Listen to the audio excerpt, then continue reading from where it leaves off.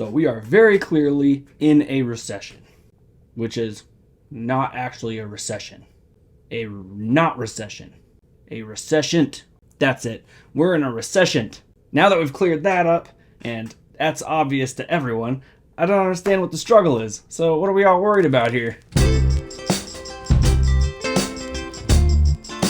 Hey everybody, welcome to the Wealthy Idiots. My name's AJ. In times of a recession, studies clearly show that people are most helped when you smash the like button for the YouTube algorithm. Give us a like and a subscribe. We greatly appreciate it, and we cannot thank you enough. Well, like we covered in the intro, we are very clearly in a recession. I'm going to coin that term, meaning we're in a recession that isn't. Previously, or I guess sort of customarily, a recession was considered 2 quarters of negative GDP growth. Basically, our country is losing value. So if our country had a net worth, that would probably be the GDP. And as that decreases, that's negative GDP growth. 2 quarters of that is generally considered a recession. Recently, experts have been telling us that that's not really a recession because too many good indicators in the economy exist to suggest that we're actually in a recession. I do not think the U.S. is currently in a recession. And the reason is there are just too many areas of the economy that are performing, too well. And of course, I would point to the labor market in particular. Now, I would argue that they're probably referring to a depression. We're not in an economic depression, but we're still in a recession. And most of us paying prices down at the gas station and the grocery stores, we can see it. So the question is, now that we're here, this has been going on, and we've said before on this channel, this is something that's already existed. It's just now official. So what do? Well, I got 5 steps to get you through this recession so that we can come out on the other side looking pretty positive. Let's get into it. Step 1, no matter how much income you make, let's start by trimming expenses as best as we possibly can. This can be done by doing things like figuring out how to drive less, perhaps skipping a vacation or 2 this year, making those clothes stretch another winter, looking at our subscriptions and deciding which ones we don't actually use and getting rid of some of them. Saving this money is going to help us in the next few steps. Step number 2, let's start putting some cash into savings. So generally, we've talked about an emergency fund on this channel. Having an emergency fund in case something happens is going to prevent you from pulling money out of investments when you need it most. This is a case where it might be a good idea to buffer that emergency fund a little bit more. Just put a little bit extra cash into there. Whatever you're saving from the first step, wherever you found ways to trim down that budget, just kind of slide it into the emergency fund. Just booster that up a little bit.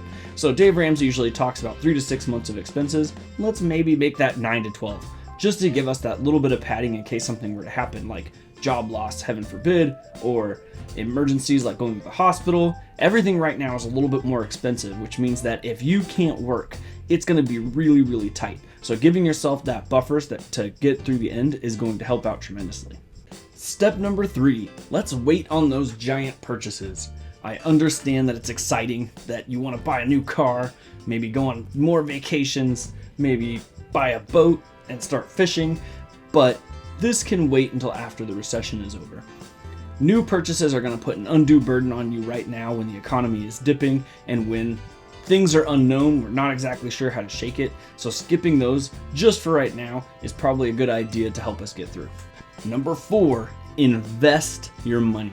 Whatever you're not putting into your emergency fund, whatever you're not putting into these brand new purchases, whatever you got left over, start investing it now.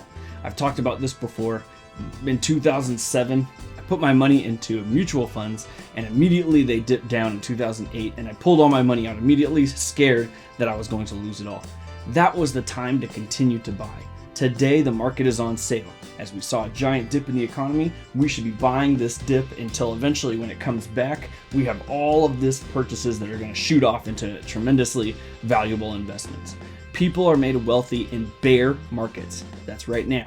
So now is the time to take whatever you don't need in that emergency fund, save as much as humanly possible, don't spend on anything you don't need, and then just start investing like crazy possible, and you're going to come out on the other side looking better than most people who don't follow the Wealthy Idiot channel.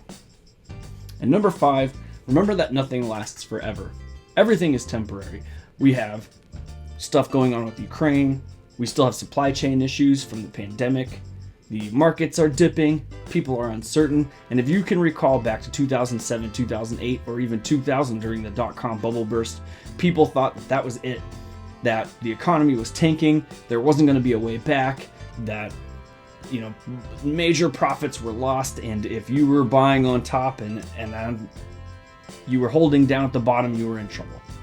But what those things taught us was that the people who stuck with the plan, who, when everyone else was afraid, continued to invest, continued to do the right thing, came out on the other side way net positive. So I know this is hard. I know that right now you're probably looking at prices and you're thinking that it's not working out too well. Everything costs way too much money. It's very frustrating and you're not entirely sure where we're going to end up.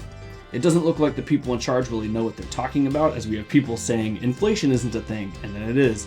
Now they're saying a recession isn't a thing. It possibly is. And who knows how long this is going to last. But what we do know is that as long as we stick with it, we're smart and we're intentional. We're not making mistakes and we're not accidentally spending money when we shouldn't, and we keep investing through this entire time, we're going to come out on the other end looking really good. That's what I'm doing over here. I will be the first one to admit that it is scary. It's not easy to continue to invest when things aren't going up. It's way easier when they're going up. But I can't wait to see you guys on the other side. And when we finally get there, we'll all be high-fiving each other for doing the right thing. So if you like this video, please like and subscribe. Share it with some friends who need to know and who need a little bit of support in getting through this time. And hopefully we'll see you guys next time.